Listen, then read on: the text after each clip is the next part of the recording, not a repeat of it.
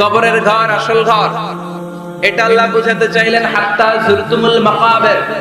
মাকবার মানে কবরস্থান, এটার প্লুরাল হলো মাকাবির। আল্লাহ বললেন এই কবরস্থানে যাওয়ার আগ পর্যন্ত দুনিয়া কামানোর লোভ আর লালসা তোমাদের কমবে। আলহাকুমুত তাকাতুর, দুনিয়ার প্রাচুর্যের লোভে পড়ে মোহে পড়ে তোমরা পাগল হয়ে গিয়েছো। সম্পদ আর অর্থের বড়াই করতে করতে আখিরাতকে তোমরা বেমালুম ভুলে গিয়েছো। এই দুনিয়া আসল দুনিয়া নয়, আসল জগৎ হলো আখিরাতের জগৎ। বলেন ঠিক কি না? আলহাকুমুত তাকাসুর, অর্থ, সম্পদ, বিত্ত, বৈভব, ক্ষমতা, এগুলো অর্জনের আকাঙ্ক্ষা আমাদেরকে পাগল বানিয়ে দিয়েছে। কিসের নেশায় যে আমরা ছুটছি, শুধু ছুটছি প্রতিযোগিতার প্রতিযোগিতা। কোন দিকে যে যাচ্ছি আমরা নিজেরাও জানি না। জোরে বলেন ঠিক কি না? চাহিদার আমাদের শেষ নাই। যার যত বেশি তার চাহিদা তত বেশি। গাড়ি আছে বাড়ি চাই, বাড়ি আছে নারী চাই, এটা আছে ওটা চাই, ওটা আছে সেটা চাই, এরকম চাহিদা আছে না নাই? যারে আল্লাহ দিয়েছে বেশি তার চাহিদাও তত বেশি। ঠিক কি না? এজন্য আল্লাহ বললেন আলহাকুমুত তাকাসুর, তোমাদের চাহিদার কোনো কমতি নাই, তোমাদের চাওয়া পাওয়ার কোনো শেষ নাই। যার সাইকেল আছে সে মোটর সাইকেল চায়, মোটর সাইকেল আছে তো প্রাইভেট কার চায়, প্রাইভেট কার আছে মনে মনে ভাবে প্লেনে চড়তে পারলে একটু ভালো হয়। এরপরে কয় হেলিকপ্টার আছে না নাই? যিনি মেম্বার হয়েছেন তিনি ভাবলেন সামনে চেয়ারম্যান হইলে একটু ভালো হয়। যিনি আপনাদের ভোটে চেয়ারম্যান হয়ে গেলেন মনে মনে ভাবে এবার যদি একটু পার্লামেন্টে যাইতে পারি খারাপ হয় না। কথা কন, পার্লামেন্টও নিছেন ওনারে, এবার মনে মনে ভাবে একটা মন্ত্রণালয়ের দায়িত্ব যদি পাই খারাপ হয় না, এলাকার উন্নয়ন বেশি বেশি করা যাবে। মন্ত্রীও হয়ে গেছে, এবার মনে মনে ভাবে আর আছে একটা। ধরে কন, ওইটার সুযোগ এই দেশে নাই, ওইটার সুযোগ এই দেশে নাই, হয় উনি নয় উনি। কথা কন, এই দুই ফ্যামিলির বাইরে আমাদের আর কোনো গতি নাই। তো গতি যেহেতু নাই, ওনারা ভালোভাবে চালাক, আমাদের কোনো কথা নাই। ধরে বলেন ঠিক কিনা? যারাই আমাদের নেতা হবে আল্লাহ সুন্দরভাবে তাদেরকে দেশটা চালানোর তৌফিক দাও, পড়ে আমিন। এজন্য আল্লাহ বললেন আলহাকুমুত তাকাসুর হাত্তা যুরতুমুল মাকাবির, দুনিয়ার লোভ লালসা প্রতিযোগিতা তোমাদেরকে পাগল বানিয়ে দিয়েছে। পাগল পাগল হয়ে গিয়েছে, আরো চাই, আরো লাগবে আমার, আরো লাগবে। এরকম মানসিকতা আমাদের অন্তরের ভেতরে আছে না নাই? এই মানসিকতারে বলে ফকিরি মানসিকতা। কথা কন, বারবার যারা চায় এরা কি বলে? ফকিরনি। জুমার দিন জুমার নামাজের পরে 5 টাকা দিলেন, দেখবেন আপনারটা থাপা দিয়ে দৌড়ে আরেকজনের কাছে যায়, ওনারটা নিয়ে আবার আরেকজনের কাছে যায়। যেদিকে এই টাকা দেয় ওইদিকে উনি আসে না নাই? কারণ নাম হলো ফকির। নাম কি? আমরা সবাই এরকম ফকির। ধনী হলো একজন, তিনি কে? ইয়া আইয়ুহান নাসু আনতুমুল ফুকারাউ ইলাল্লাহ ওয়াল্লাহু হুয়াল গনিয়ুল হামিদ। আল্লাহ বললেন গোলাম তোরা সবাই ফকিরের বাচ্চা। আমরা কি বুঝে কয়? ফকিরের বাচ্চা কইতে প্রেস্টিজে লাগে, কিন্তু কোরআনে কিন্তু আল্লাহ কইছে আনতুমুল ফুকারা ইলাল্লাহ, তোমরা সবাই আল্লাহর দিকে ফকির। কারণ আমরা রাতে দিনে সব সময় বিপদে পড়লে চাই একজনের কাছে, তিনি কে? আল্লাহ। অসুস্থ হলে কাঁদি একজনের কাছে, তিনি কে? আল্লাহ। তুফান হইলে বন্যা হলে একজনের ডাকি, তিনি কে? আল্লাহ। পানসারামপুর তুফান হয় না? হয়। বন্যা হয় না? হয়। সিডর হয় না? কারা ডাকে? দেখবেন তুফান হইলে মুসলমানরা যেমনি ডাকে, হিন্দুরাও ডাকে, বৌদ্ধরাও ডাকে, নাস্তিকরাও নাস্তিকতা ভুলে যায়, তখন জিকির চলে একজনের, তিনি কে? আমি বরিশালে গিয়েছিলাম বাসে করে, ফিরে আসছি লঞ্চে। এই একবার সাগরের ভেতরে, নদীর ভেতরে তুফানে পড়েছে। সেই দিন চিনতে পেরেছি আল্লাহ কারে কয়। কারণ আমি শহরে বড় হয়েছি, সাঁতার জানি, স্বাভাবিক সাঁতার, এদিকে ফালাইলে ওদিকে যাইতে পারবো, কিন্তু নদী কি সাঁতরে পারাইতে পারবো? কথা কয়। প্রচন্ড তুফান, সদরঘাটে ভিড়তে আর 2 ঘন্টা বাকি। জাহাজ টলমল শুরু করেছে। এবার দেখলাম জাহাজের ভেতরে যত মহিলাগুলো আছে সব চিল্লায় আর ডাকে কারে? হিন্দুগুলাও ডাকে কারে? বৌদ্ধগুলাও ডাকে কারে? হঠাৎ করে তুফান থেমে যায়, আবার ধাক্কা মারে, আবার চিল্লা। আছে না নাই? সবার মুখে এক আওয়াজ, বাঁচাও। আমি বললাম কে বাঁচাইবো? হুজুর আমনে। আপনি দোয়া কালাম পারেন, আপনি বাঁচান। আমি কইলাম আমারে বাঁচাইবো কেডা? আল্লাহ ছাড়া বাঁচানোর কেউ নাই। এজন্য আল্লাহ বললেন আল্লাহকুমুত তাকাসুরু হাত্তা যুরতুমুল মাকাবির। তোমরা সম্পদের লোভে, দুনিয়ার লোভে পাগলের মতো হয়ে গিয়েছো। ফকিরদের যেই স্বভাব, সেরকম স্বভাব তোমাদের মধ্যে ঢুকেছে, ঠিক কি না? আরো চাই, আরো লাগবে, আরো দাও, সব খামু, সব আমার। পেটটা এতটুকু, হ্যাঁ সব খাইব, পেট তো দূর, কিন্তু বলে কি সব খাবো। আনলিমিটেড ডিমান্ড, শেষ নাই। প্রতিযোগিতার পর প্রতিযোগিতা। উনার কত টাকা, আমার টাকা তার চেয়ে বেশি লাগবে। ওর বাড়ি কয়টা, আমার বাড়ি আর কয়েকটা বাড়ানো লাগবে। ওর বিল্ডিং যদি হয় 5 তলা, আমার লাগবে 6 তলা। কিন্তু উনি তাহাজ্জুদ পড়ে, আমারও তাহাজ্জুদ করা লাগবে। এই টেনশন আছে নাকি? কথা বলে। উনার বাড়ি 5 তলা, আমারটা লাগবে 8 তলা। বিষ্ণু বলেছেন, one of the minor signs before the day of judgment, people will start to compete to construct high rise buildings. কিয়ামতের আগে লোকজন বড় বড় বিল্ডিং বানানোর প্রতিযোগিতা শুরু করে দেবে। ওয়া আনতারাল হুফাত আল উরাত আল আলাতা রিয়া আশাইয়াতাতাওয়ালুনা ফিল বুনিয়ান। বিষ্ণু বললেন, তোমরা দেখবে এমন কিছু লোক সমাজের গরিব ছিল, পায়ে দেওয়ার মতো জুতা ছিল না, গায়ে দেওয়ার মতো জামা ছিল না, পেটে দেওয়ার মতো খাবার ছিল না, হু হু করে তারা বড় লোক হয়ে গিয়েছে। আর সমাজের এদিকে সেদিকে আনাচে কানাচে বিল্ডিং বানানোর প্রতিযোগিতা করতে শুরু করেছে। আছে না নাই? বানসারামপুরে মুরব্বী যারা আছেন একটু বলেন তো, আজ থেকে 20 বছর আগে এরকম একটা বিল্ডিং, টাওয়ার, ফাউন্ডেশন ছিল কুমিল্লা শহরে, চট্টগ্রামে, ঢাকায়? আজ থেকে 20 বছর আগে এখন যেমনি টাওয়ার বানানোর প্রতিযোগিতা এগুলো ছিল? কথা বলে। তার মানে এগুলো কিয়ামতের আলামত। একটার পর একটা। একজন বানায় 100 তলা, আরেকজন বানায় 150 তলা, আরেকজন বলে না আমারটা বানাইতে হবে 200 তলা। আছে না নাই? জেদ্দাতে এবার হজে জেদ্দায় দেখলাম যে সবচেয়ে বড় টাওয়ারটা কাজ এখনো শেষ হয় নাই। 19 সালে খুব সম্ভব ওরা কমপ্লিট করতে পারবে। গত 5 বছর ধরে চালাইয়েই যাচ্ছে। কিংডম টাওয়ার 1000 মিটার উঁচু। হিসাব বুঝেন তো? 1000 মিটার মানে কয় কিলোমিটার? 1 কিলোমিটার। একটা বিল্ডিং যদি 1 কিলোমিটার উঁচা হয়, এটার সামনে যে তাকাতে পারবেন? টুপি পরে যাবে না পিছনে? কথা বলেন। 1 কিলোমিটার উঁচু, দি কিংডম টাওয়ার, সৌদি আরবের জেদ্দা নগরীতে অবস্থিত। আরেকটা আছে দুবাইতে, বুর্জ আল খলিফা, 818 মিটার উঁচু। কিংডম টাওয়ার হচ্ছে 170 তলা, আর বুর্জ আল খলিফা 163 তলা। কাবা ঘরের পাশে আরেকটা টাওয়ার আছে, জমজম টাওয়ার।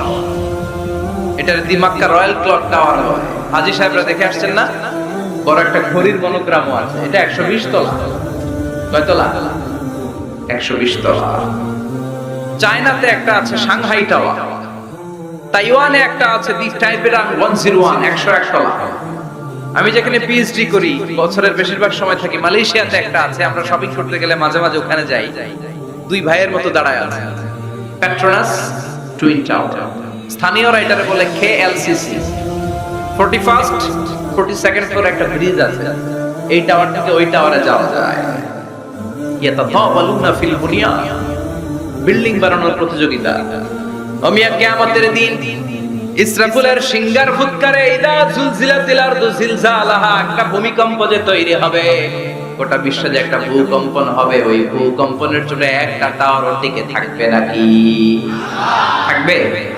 এজন্য আল্লাহ বললেন আল্লাহকুমুত তাকাসুরু হাত্তা যুরতুমুল মাকাবির। দুনিয়ার সম্পদ, লোভ, লালসা, এই সম্পদের প্রতি আকাঙ্ক্ষা তোমাদেরকে গাফেল বানিয়ে দিয়েছে।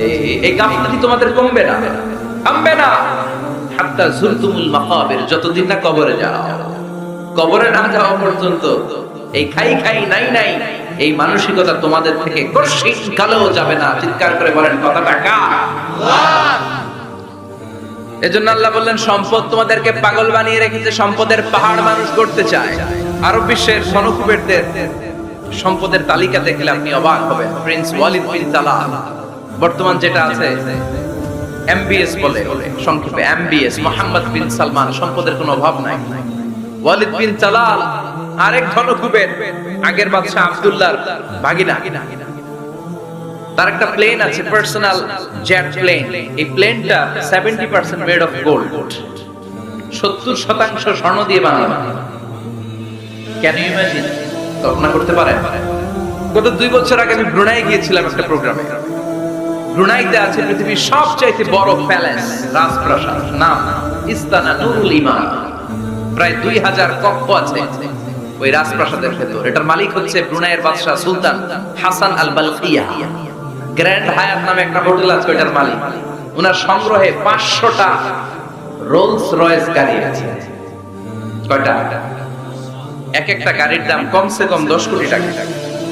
আচ্ছা, একজন মানুষের পুরো ফ্যামিলি নিয়ে চলতে ফিরতে মজমাস্তি করতেও কয়টা গাড়ি লাগে? হ্যাঁ, একটা গাড়ি, 2টা গাড়ি, সর্বোচ্চ 3টা গাড়ি, ঠিক কি না? সে তার সংগ্রহে 500 রোলস রয়েস গাড়ি রেখেছে। আর Lamborghini, Ferrari, Porsche, Maybach, Bugatti, Range Rover, Volkswagen, BMW, Mini Cooper, Mercedes Benz, এই ব্র্যান্ডের গাড়ির কোনো অভাব না। আরো লাগবে তো, আরো লাগবে। কোথায়? রেঞ্জ রোভার বেরিয়েছে নতুন নিউ ব্র্যান্ডের, বিএমডব্লিউ 9 সিরিজ কোথায়? আরো গাড়ি লাগবে। এরকম মানসিকতা আজও আরবের ধনকুবেরদের মধ্যে আছে না নেই? এজন্য আল্লাহ বললেন, খবরদার, সম্পদ তোমাদেরকে পাগল বানিয়ে দিয়েছে। আলহাকুমুত তাকাসুর, এই সম্পদের মায়া কোনোদিন তোমাদের কমবে না। হাত্তা যুরতুমুল মাকাবির, যতদিন না তোমরা কবরের ভিতরে ঢুকবা। ইসলাম সম্পদ উপার্জন করতে বাধা দেয় না, তবে সেটা হতে হবে হালাল পন্থায়, ঠিক কি না? কারণ হালালে বরকত দিয়েছে কে? হারামে কোনো বরকত আছে? আচ্ছা বলেন তো, গরু খাওয়া হালাল না হারাম? কুকুরের গোশত খাওয়া হারাম। বাংলাদেশে কি বেশি বেশি গরু জবাই হয় না কুকুর? গরু। গরু বছরে বাচ্চা দেয় কয়টা? একটা। কুকুর বাচ্চা দেয় কয়টা? 6টা 7টা, অনেকগুলো। তারপরেও বাংলার জমিনে গরু বেশি না কুকুর বেশি? সুবহানাল্লাহ পড়বেন না? গরু খাইলামও বেশি, গরু জবাই করলামও বেশি, আবার গরু বাচ্চাও দিল কম। কুকুর খাইলাম না, কুকুর জবাইও করলাম না, কুকুর বাচ্চা দিল অনেক, কিন্তু কুকুর কম, গরু বেশি। কারণ গরু খাওয়া হালাল, আর হালালে বরকত ঢুকিয়ে দিয়েছে কে? আল্লাহ। এজন্য আল্লাহ বললেন, গোলাম, হালালে বরকত, হালাল পন্থায় কোটি কোটি টাকার মালিক হন, ইসলামে বাধা নাই। তবে নিসাব পরিমাণ সম্পদ হলে যাকাত দিতে বলেছে কে? আফি আমওয়ালিহিম হাক্কুন লিসসাইলি ওয়াল মাহরুম। তোমার সম্পদের মালিক শুধু তুমি নও, না খেয়ে থাকা সমাজের গরিবদের ওই সম্পদে ভাগ আছে না নাই? অনেকে যাকাতের শাড়ি দেয়, যাকাতের লুঙ্গি দেয়। যাকাতের শাড়ি বলতে, যাকাতের লুঙ্গি বলতে কোনো লুঙ্গি নাই, ঠিক কিনা? যাকাত হচ্ছে এমন পরিমাণের সম্পদ আপনি একজনকে দিয়ে দিবেন, ওই সম্পদ পেয়ে জীবনে আর কোনো দিন যেন তার আরেক জায়গায় যাকাতের টাকা নিতে হাত পাতা না লাগে। কিন্তু যাকাতের শাড়ি দেয়, আছে না নাই? পত্রিকায় বিজ্ঞপ্তি দেয়, আবার ওই শাড়ি আনতে যায় পদপৃষ্ট হয়ে লোকজন মারা যায়। এরকম টাকা হাতা ছাড়া নাই। এজন্য আল্লাহ বললেন, খবরদার, সম্পদ উপার্জন করো, কিন্তু নিসাব পরিমাণ সম্পদের মালিক হলে যাকাত দিবা। ওয়াল্লাযীনা ইয়াকনিজুনা যাহাবা ওয়াল ফিদ্দাতা ওয়া লা ইউনফিকুনাহা ফী সাবিলিল্লাহ ফাবাশশিরহুম বিআযাবিন আলীম। যারা সম্পদের মালিক হয় কিন্তু আমার রাস্তায় যাকাত দেয় না, ও নবী, তাদেরকে আপনি কঠিন আযাবের সুসংবাদ দেন। পড়েন নাউযুবিল্লাহ। ও মিয়া, আযাবের কি সুসংবাদ হয় না দুঃসংবাদ? কিন্তু আল্লাহ সুসংবাদ বললেন কেন? কারণ আযাবটা বড় করা হবে।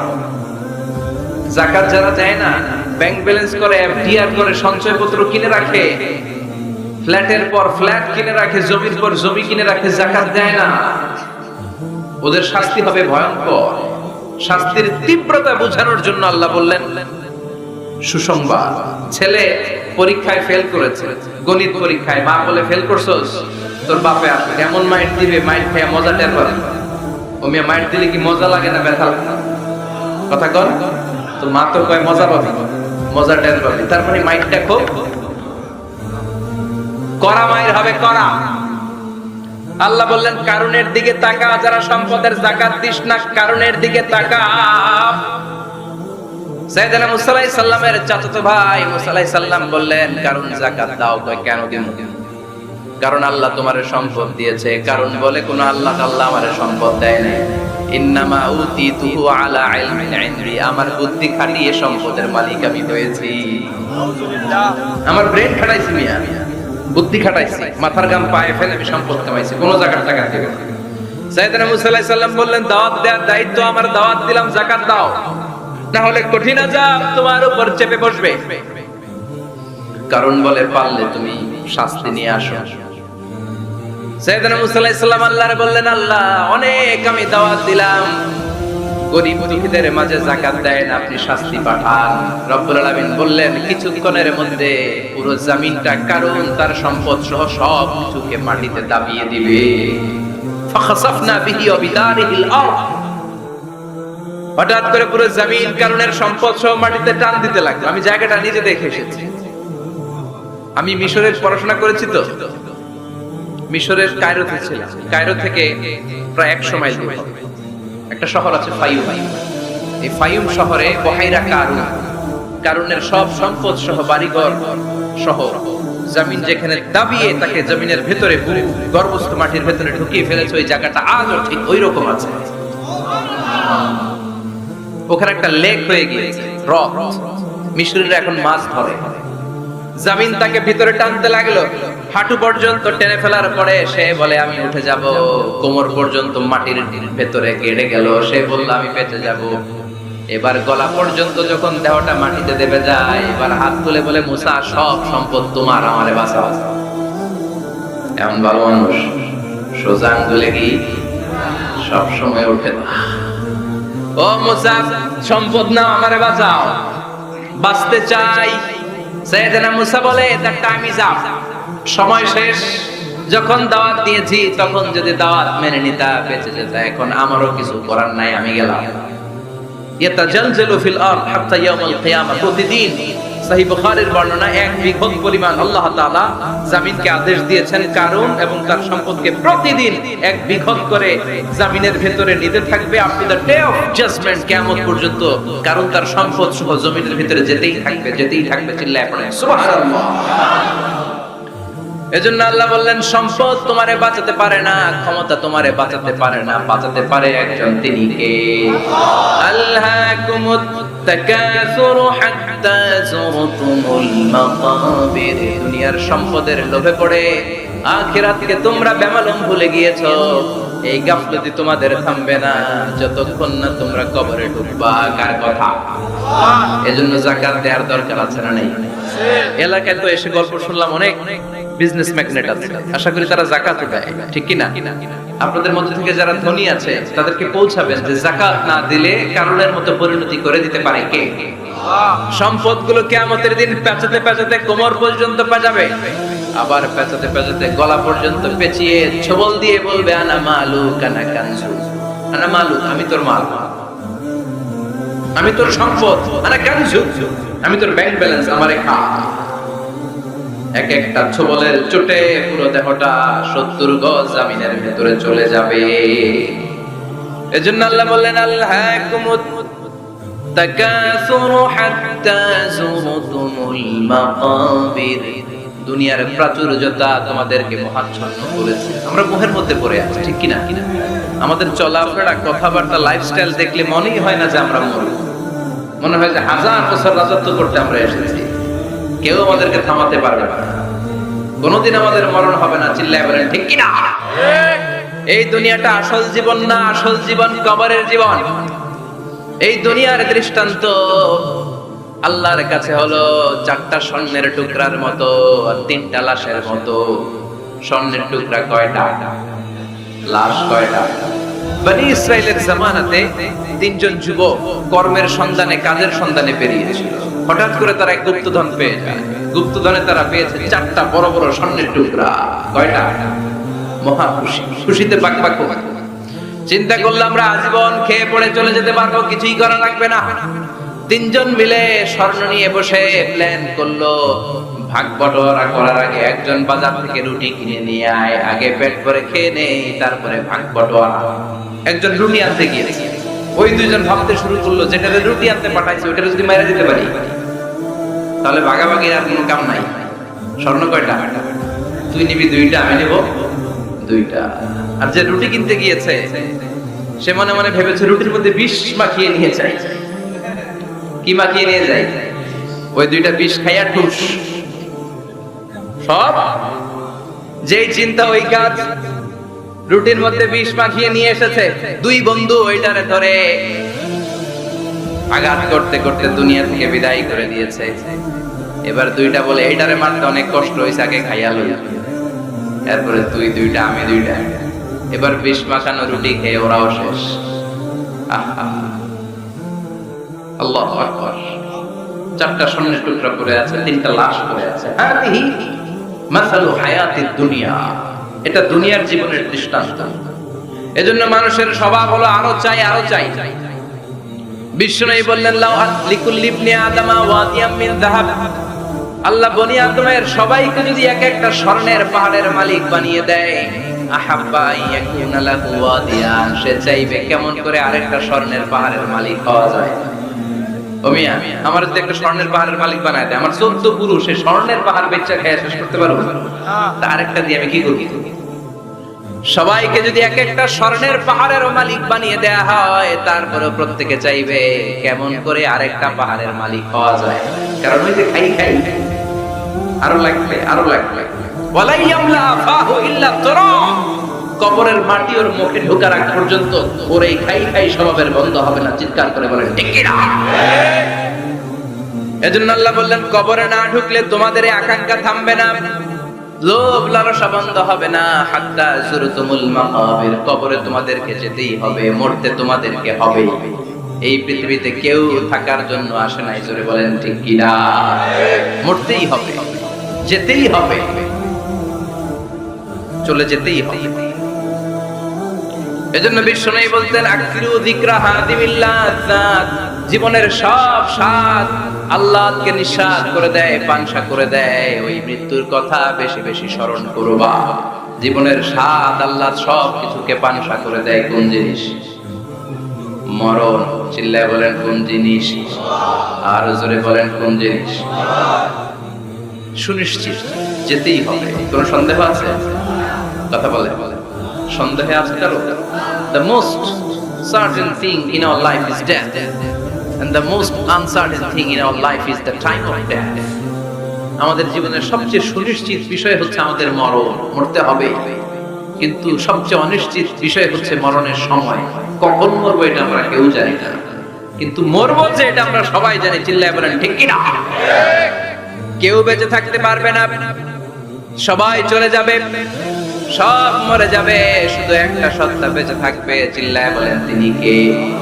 কুল্লু মান আলাইহা ফানি ওয়া ইয়াবকা ওয়াজহু রাব্বিকা যুল জালালি ওয়াল ইকরাম ফাবিআইয়ি আলাই রাব্বিকুমা তুকাযযিবান। পৃথিবীর বুকে যা দেখা যায় সব মরে শেষ হয়ে যাবে, মরবে না শুধু একটা সত্তা, তিনি কে?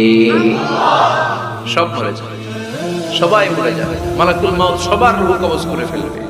আল্লাহ বলবে আখবিরনি মাইয়াব্বা। হে মৃত্যুর ফেরেশতা, কি করছো? কই সব মারছো, সবাইরে মারছো, সব শেষ। কে বাকি? জিনেরা বাকি, জিনদেরও মারো। সবগুলো জিন শেষ করা হবে, বাকি থাকবে ইবলিস। আল্লাহ বলবেন সবাইকে যেই কষ্ট দিয়ে ইন্তেকাল করিয়েছো, সবগুলো কষ্ট একত্রিত করে ইবলিসটারে তুমি মারো। সবচেয়ে কষ্ট দিয়ে নির্মম ভাবে ইবলিসকেও শেষ করা হবে। আল্লাহ বলবেন আখবিরনি মাইয়াবকা। ও মালাকুল মউত, এবার বলো আর কে বেঁচে আছে? মালাকুল মউত বলবে আল্লাহ কেউ নাই, কেউ নাই, সব শেষ। মানুষ শেষ, প্রাণীগুলো শেষ, পাখিগুলো শেষ, সাগরের মাছগুলো শেষ, আপনার কথা মতো জিনগুলাও। এবার আছে শুধু ফেরেশতারা। কারা? কথা বলে আল্লাহ বলবেন ফেরেশতাদেরও মারো। শুরু হবে ফেরেশতা নিধন। একের পর এক সব ফেরেশতার রূহ কবজ করা হবে। এবার আল্লাহ বলবে আখবিরনি ইয়া মালাকাল মাউত মাইয়াবকা। মালাকুল মউত, আর কে কে বেঁচে আছে আমার একটু বলো। মালাকুল মউত বলবো সব শেষ, সব ফেরেশতাগুলোরও মেরে ফেলেছি, শুধু 4 জন আছে, জিব্রাইল, ইসরাফিল, মিকাইল, আর আমি আপনার হুকুমের গোলাম আজরাইল। আল্লাহ বলবে ইসরাফিলের রূহ কবজ কর। ইসরাফিলের রূহ কবজ হয়ে যাবে। মিকাইলের রূহ কবজ কর। মিকাইলের রূহ কবজ হয়ে যাবে। ইসরাফিলের রূহ কবজ করো, কবজ হয়ে যাবে। আল্লাহ বলবে আখবিরনি মাইয়াবকা। মালাকুল মউত এবার বলো কে বেঁচে আছে? মালাকুল মউত বলবে কেউ নাই। আল্লাহ বলবে আসলেই কেউ নাই? মালাকুল মউত বলবে আছে। কে আছে? শুধু আমি আছি। ডানে বায়ে সামনে পেছনে আল্লাহ কেউ নাই, সব শেষ, শুধু আমি আছি। আল্লাহ বলবেন এবার তুই মর।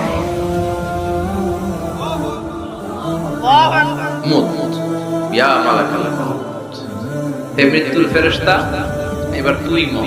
মালাকুল মউত হিসাব আর মিলাতে পারবে না, হিসাবটা তখন উল্টে যায়। মালাকুল মউত বলবে এটা আবার কেমন কথা, আমি মরুম কেন? আমি না মারছি? আমি না মারছি? আমি মেরে সাবার করেছি সব, আমি কেন মরবো? আল্লাহ বলবেন মালাকুল মউত এটাই তো বিধান, কুল্লু নাফসিন যায়িকাতুল মাউত।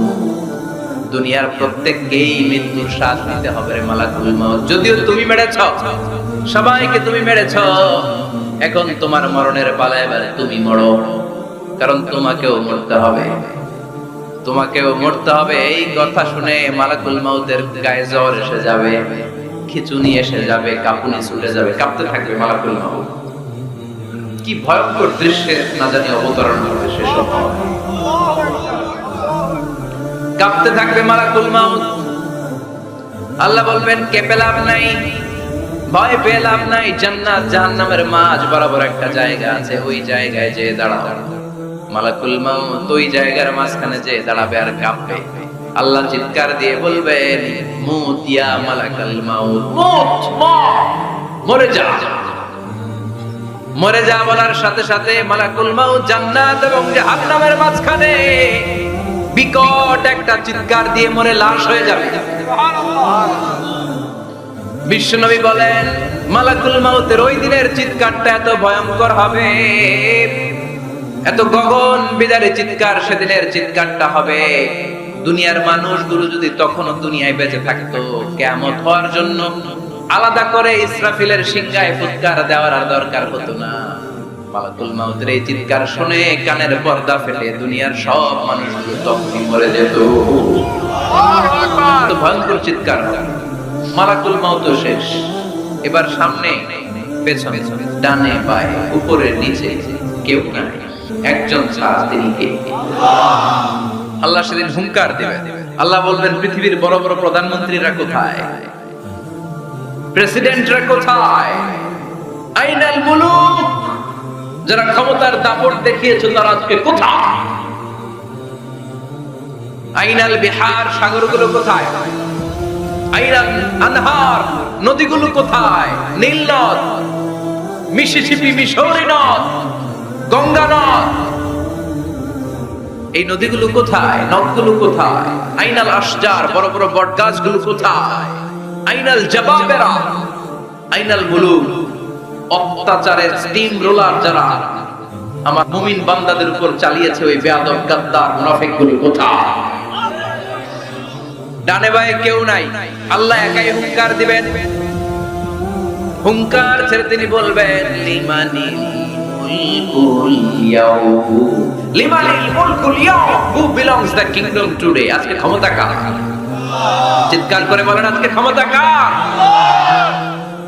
আল্লাহ নিজেই উত্তর দিবেন লিমানিল মুলকুল ইয়াউমা লিল্লাহিল ওয়াহিদিল কাহ্হার। আজকে ক্ষমতার মালিক মহাবিশ্বের কেউ নয়, ক্ষমতার মালিক হলেন একজন, তিনি কে? কেউ থাকবে না, সব চলে যাবে, একজন ছাড়া, তিনি কে? এজন্য আল্লাহ বললেন আলহাকুমুত তাকাসুরু হাত্তা যুরতুমুল মাকাবির।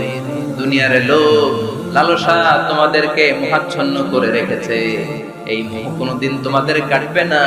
হাত্তা যুরতুমুল মাকাবির, যতদিন না কবরে ঢুকবা। চিল্লায় বলেন ঠিক কিনা?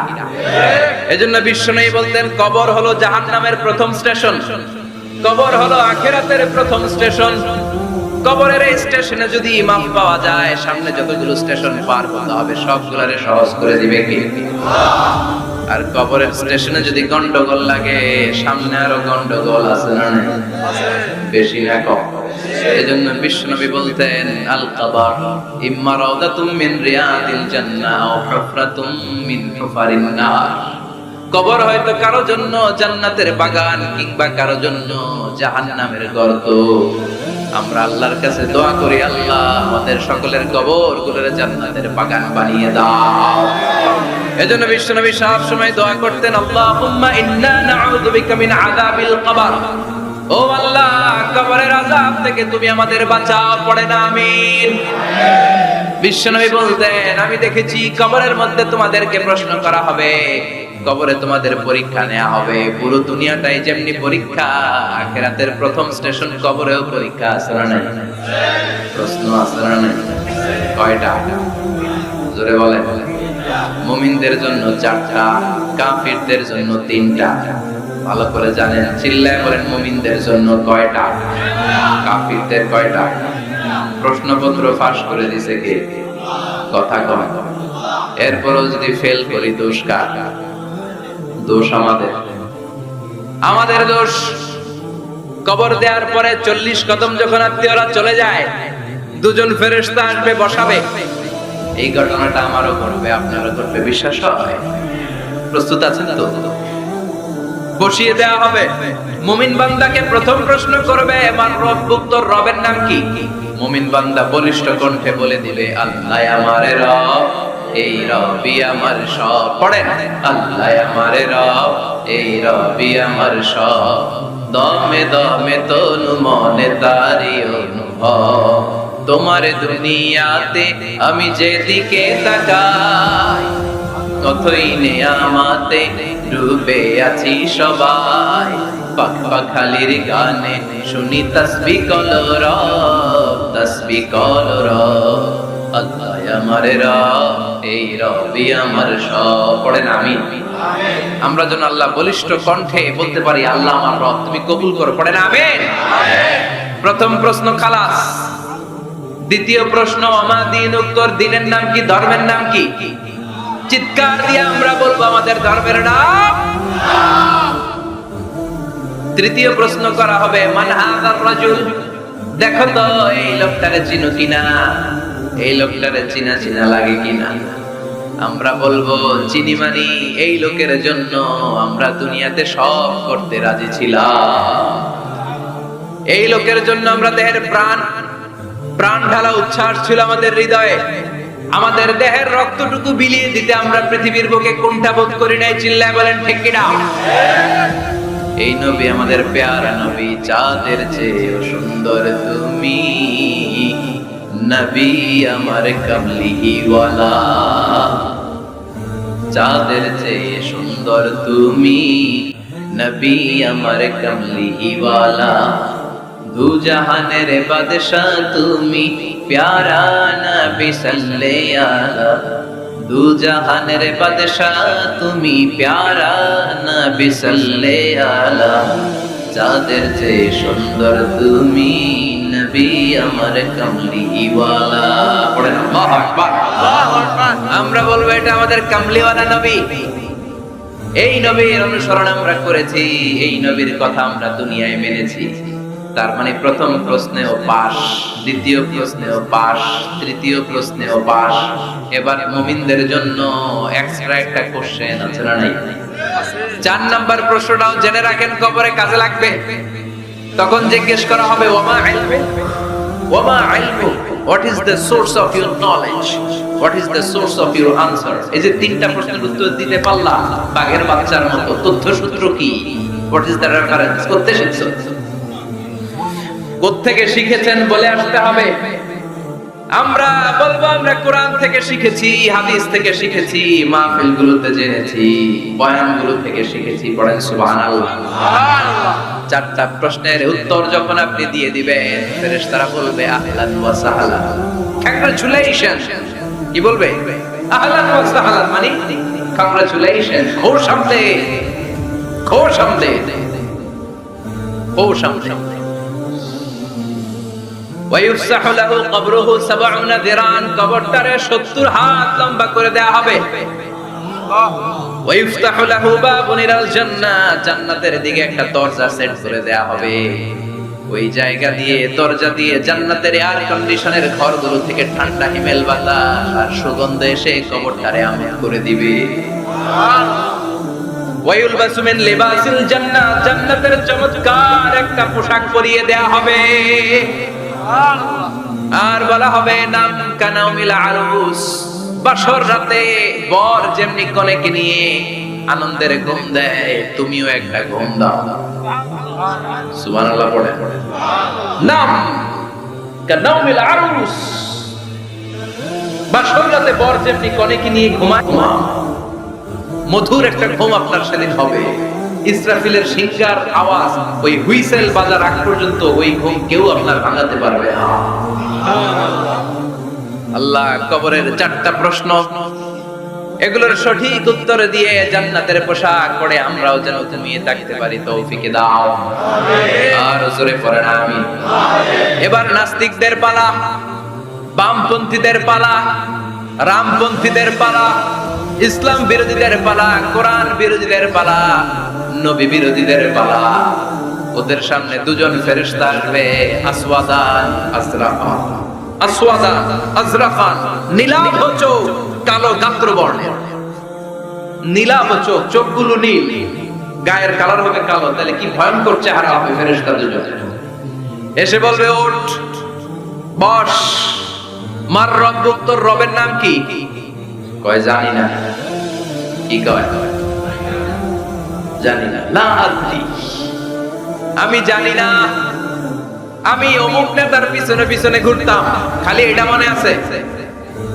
আমি মাও সেতুংকে নেতা মানতাম, আমি কার্ল মার্কসকে নেতা মানতাম, আমি নেতা খেতাদের পিছনে ঘুরতাম। রব কি, ইসলাম কি, দ্বীন কি, কিচ্ছু আমি জানি না। মাফ চাই, জানি না। দ্বিতীয় প্রশ্ন, আমাদের উত্তর, ধর্মের নাম কি? কয় আমার কোনো ধর্ম নাই, আমার কোনো ধর্ম নাই, আমি হলাম নাস্তিক। আমি কি? কথা বলেন, আমি কি? আমি এক প্যাকেটের বিরিয়ানির সন্ধান পাইলে শাহবাগের প্রজন্ম চত্বরে যায় ডান্স দিতাম। এরকম টাকায় তাছাড়া নেই। আমার দিন উত্তর, ধর্ম কি? কয় জানি না। মাফসাদ, আমি কিচ্ছু জানি না, ধর্ম টর্ম নাই আমার, আমি নাস্তিক। ফেরেশতারা বলবে ও তুমি নাস্তিক, দাঁড়াও আর একটা বাকি, এরপরে খেলা শুরু। ঠিক কি না? তিন নাম্বার প্রশ্ন, ওমান হাদার রাজুল, এই লোকটাকে চিনো কিনা দেখো। নাস্তিক বলবে না চিনি না, তবে নাম শুনেছি, ওনার বিরুদ্ধে আমি ব্লগে লিখতাম। এরকম ব্লগার আছে না নাই? ওনার পারিবারিক জীবন নিয়ে আমি মানুষের মধ্যে সন্দেহ উস্কে দিতাম। ওনার পুত পবিত্র চরিত্রের ব্যাপারে আমি দুনিয়ার বুকে মন্দ কথা বলতাম। ওনারে আমি গালি দিতাম, আমি ছিলাম ওনার বিরুদ্ধ শক্তি, ওনার পক্ষের কোন শক্তি আমি ছিলাম না, আমি সব সময় ওনার বিপক্ষে ছিলাম। ফেরেশতারা বলবে হায় হায়, তুই তো ডবল জিরো, 100তে কত পাইছে? কথা কথা লা দারাইতা ওয়ালা তালাইতা, কিছুই পারলি না, তুই তো পোড়া কপাল।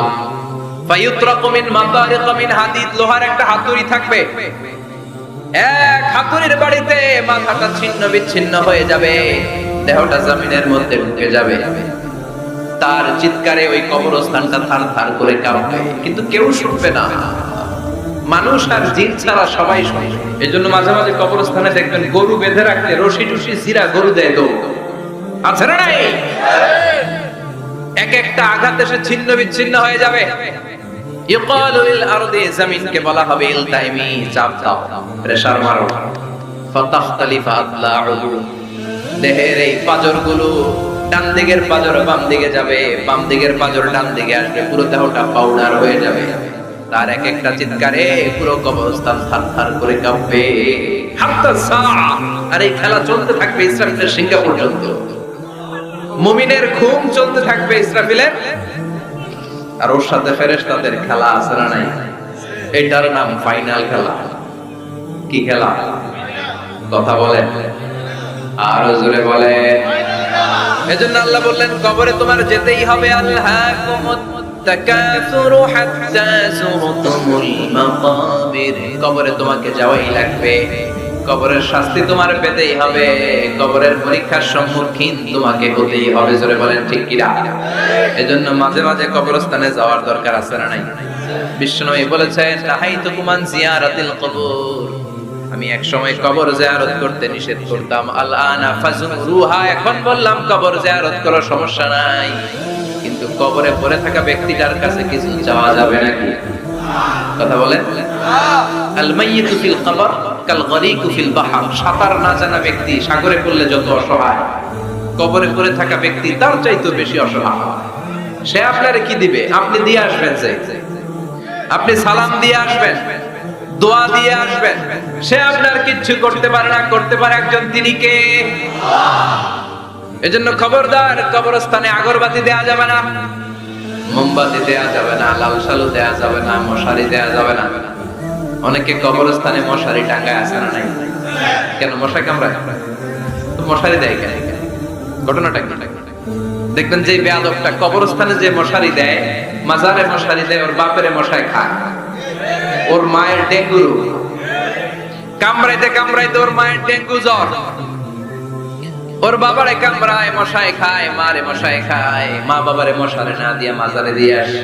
কপাল পড়ো, মাজারে মোমবাতি দিয়ে আসে, আছে না নাই? মোমবাতি কেন দেয়? ভিতরে আলো নাই নাকি? কপাল পড়ো। মোমবাতি দিবেন যেখানে ইলেকট্রিসিটি নাই। যেই ঘরে আলো নাই ওই ঘরে আলো দিলে আপনার বাবার কবরে আলো দিয়ে দিবে কে? আল্লাহ। আর মাজারে যায় মোমবাতি দেয়, ছাগল দেয়, গরু দেয়, মানত করে, আছে না নাই? মানত করতে হবে একজনের নামে। ইন্নী নাযারতু লিররহমানি সাওমা, আল্লাহ ছাড়া কারো নামে মানত করা চলবে না। এজন্য খবরদার, কবর জিয়ারত করবে। এজন্য কবরে গেলে মনটা নরম করে দেয় কে? আল্লাহ। বাবার কবর মাঝে মাঝে জিয়ারত করবেন, কবর জিয়ারতে বাধা নাই, কিন্তু কবরে পড়ে থাকা ব্যক্তির কাছে যাওয়া যাবে? যাবেন কার কাছে? আল্লাহ। বিশ্বনবীর কবরের সামনে দিয়ে যদি কিছু চান, সৌদি আরবের পুলিশ পিটায় মসজিদ থেকে বের করে দিবে। বিশ্বনবীর কবরের সামনে হাত পাতলে হাতে বাড়ি মারে, আছে না নাই? দেখছেন না? বলে অ্যাবাউট টার্ন, পিছনে ঘুরেন, কিবলা তো ওইদিকে, কিবলার মালিক আল্লাহর কাছে যাও। দিতে পারে তো একজন। এজন্য খবরদার, কবরে যে কিছু চাওয়া যায় না। কবরে জিয়ারত করবেন, যে সালাম দিবেন, কি দিবেন? আসসালামু আলাইকুম আহলা দিয়া মিনাল মুমিনিন ওয়াল মুসলিমিন ওয়া ইন্না ইনশাআল্লাহু বিকুম লাহিকুন আনতুম লানা সালাম ওয়া নাহনু লাকুম তাবা ইয়ারহামুল্লাহুল মুস্তাকদিমিনা মিন্না ওয়াল মুস্তাখিরিন নাসআলুল্লাহা লানা ওয়া লাকুমুল আফিয়া। বিশ্বনবী কবর দেখলে এই লম্বা দোয়াটা পড়তেন, চিল্লায় পড়েন সুবহানাল্লাহ।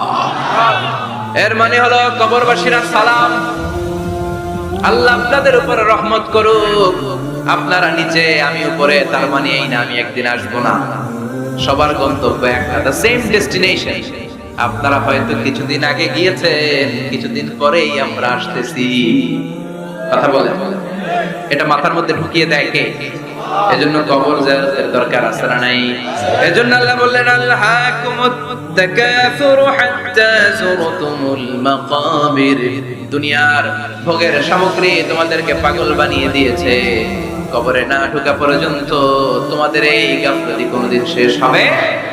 এরপর আল্লাহ বললেন কাল্লা, নেভার, কখনো না। তোমরা যে ভাবতেছো টাকা পয়সা ক্ষমতা তোমারে বাঁচিয়ে রাখবে, পারবে নাকি? কাল্লা সাউফা তা'লামুন, অচিরেই জানতে পারবা আসল ঘটনা কি। সুম্মা কাল্লা সাউফা তা'লামুন, অচিরেই জানবা কবরের জগৎটা কত ভয়াবহ। এজন্য বিশ্বনবী বলতেন প্রত্যেক নামাজি সালাম ফেরানোর আগে আল্লাহর কাছে চারটা জিনিস থেকে পানা চাওয়া। কয়টা? এক হলো কবরের আযাব, 2 হলো জাহান্নামের আযাব, 3 হলো 3 দুনিয়ার ফিতনা, 4 হলো দাজ্জালের ফিতনা। বিশ্বনবী সালাম ফেরানোর আগে পড়তেন আল্লাহুম্মা ইন্না নাউযু বিকা মিন আযাবিল কবর ওয়া নাউযু বিকা মিন আযাবি জাহান্নাম ওয়া নাউযু বিকা মিন ফিতনাতিল মাহইয়া ওয়াল মামাত ওয়া নাউযু বিকা মিন ফিতনাতিল মাসীহিদ দাজ্জাল। পড়েন আমিন। এই দোয়াগুলো পড়ার দরকার আছে না নাই? এরপর আল্লাহ বললেন কাল্লা লাউ তা'লামুনা ইলমাল ইয়াকিন, যেদিন তুমি মৃত্যু নিজ চোখে দেখবা ওই দিন তোমার যে এক্সপেরিয়েন্স হবে ওয়াজ শুনে সেটা কোনোদিন হবে না। ইয়াকিন তিন ধরনের, একটা ইলমুল ইয়াকিন, মরতে হবে এটা যখন জানি ইলমুল ইয়াকিন। এবার একদিন সামনে একজনের দেখলাম মরে গেছে, এটা হচ্ছে আইনুল ইয়াকিন, দেখলাম। আর যেদিন নিজে মরবো এটার বলে হাক্কুল ইয়াকিন, ঠিক কি না?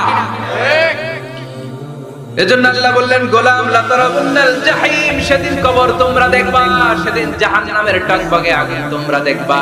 জাহান্নামের আগুন দুনিয়ার আগুনের মতো নাকি? কথা কন। জাহান্নামের আগুনকে আল্লাহ বলেছে নারুল্লাহ, এটা আল্লাহর আগুন। কার আগুন? গ্যাসের চুলা দিয়ে আমরা ঘরে যে তরকারি পাকাই যে আগুন দিয়ে, এই আগুন জাহান্নামের আগুন একরকম, 70 গুণ বেশি তেজ। দুনিয়ার আগুন হাতে লাগলে হাত জ্বলে, পায়ে লাগলে পা জ্বলে। জাহান্নামের আগুন দেহের যেখানেই লাগুক না আগে কলিজাটা জ্বলে যাবে। আগে কোন জায়গাটা জ্বলবে? নারুল্লাহিল মুখদা আল্লাতী তাত্তালিউ আলাল আফইদা, আগে কলিজাটা ছারখার। সেদিন তোমরা সেই ভয়ঙ্কর দোজখ দেখবা। সুম্মা লাতারাবুন্নাহা আইনাল ইয়াকিন, চাক্ষুষ দেখবা। সুম্মা লাতুসআলুন্না ইয়াওমা ইদিন আনিন নাঈম, সেদিন আল্লাহর দেয়া সবগুলো নেয়ামতের ব্যাপারে তোমাদের জিজ্ঞেস করবে কে?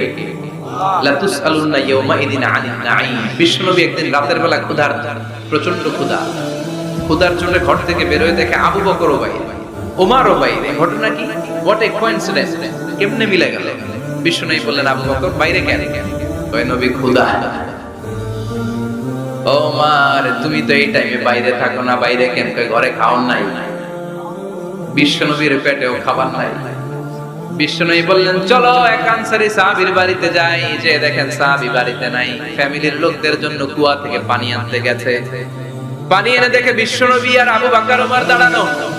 সাহাবী বলে ও নবী, গভীর রাতে আপনি আমার বাড়িতে এসেছেন, আমার যে সৌভাগ্যবান, এই মুহূর্তে পৃথিবীতে কেউ নাই। ও নবী কি মেহমানদারি করব? বিশ্বনবী বললেন যা তাই নিয়ে আসো। সাহাবা খেজুর বাগান থেকে খেজুরের ডাল ভেঙে আনলেন। ওই ডালের মধ্যে বিশ্বনবী কত প্রামাণ্য বর্ণনা দিচ্ছেন। বিশ্বনবী বললেন খেজুরের ডালে আছে কিছু কাঁচা খেজুর, কিছু পাকা খেজুর। আমরা তিনজন মিলে টানাটানি করে খেতে লাগলাম, ক্ষুধায় অস্থির। আমাদের সামনে ছাগল জবাই করা হলো, আগুনে ঝলসে গোশতগুলো দেয়া হলো, তিনজন মিলে ভাগ করে খেলাম। বললাম আবু বকর এতক্ষণ ক্ষুধার্ত ছিলা, ক্ষুধা দিছিল কে? এখন তোমার পেটে ক্ষুধা আছে নাকি? কয় নাই।